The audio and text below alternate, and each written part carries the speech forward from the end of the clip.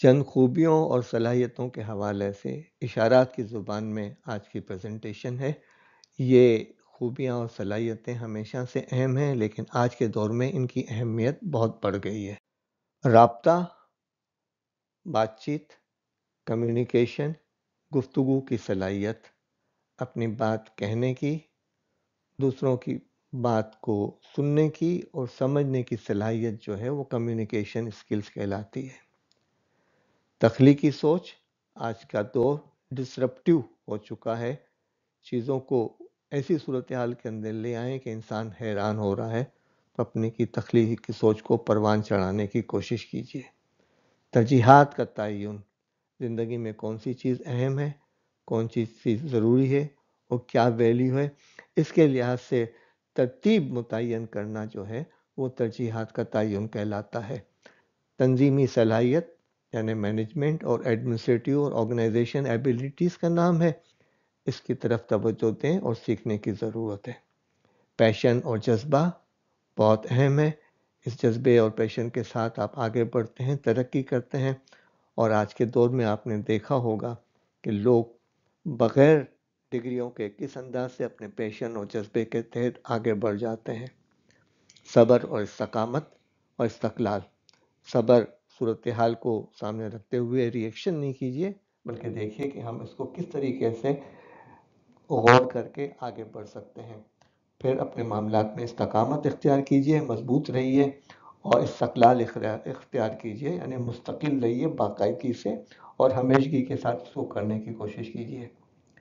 تکنیکی صلاحیتیں، آج کا دور تکنیکی صلاحیتوں کا ہے، بہت اہم ہیں، اور ان صلاحیتوں کے حاصل کیے بغیر ہمارے لیے اس معاشرے کے اندر قیام کرنا اور آگے بڑھنا مشکل ہو جائے گا۔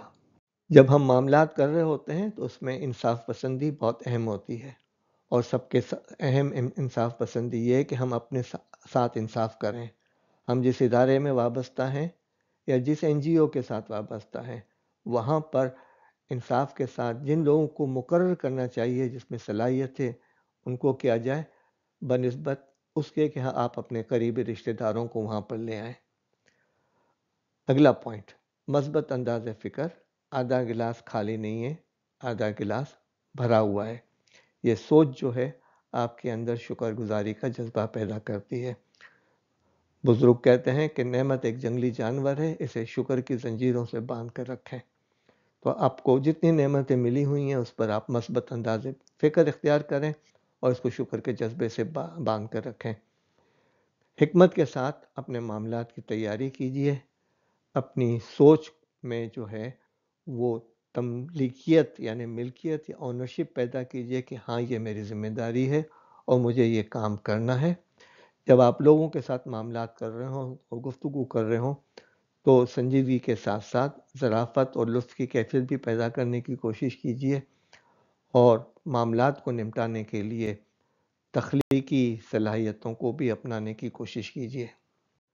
غلطیاں انسان سے ہوتی ہیں، ہم سے بھی غلطیاں ہوتی ہیں، اپنی غلطیوں کو تسلیم کرنے کا جذبہ پیدا کیجیے، اور آپ کے پاس آج کے دور کے اندر بہت سارے وسائل ہیں جن سے آپ اپنی غلطیوں کو تسلیم کر سکتے ہیں۔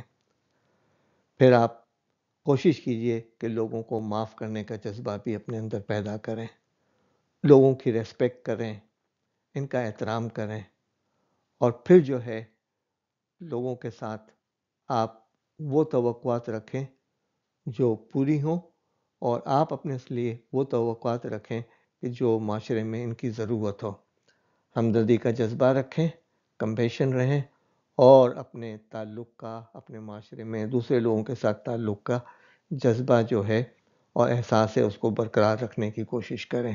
یہ تھی آج کی مختصر گفتگو۔ شکریہ۔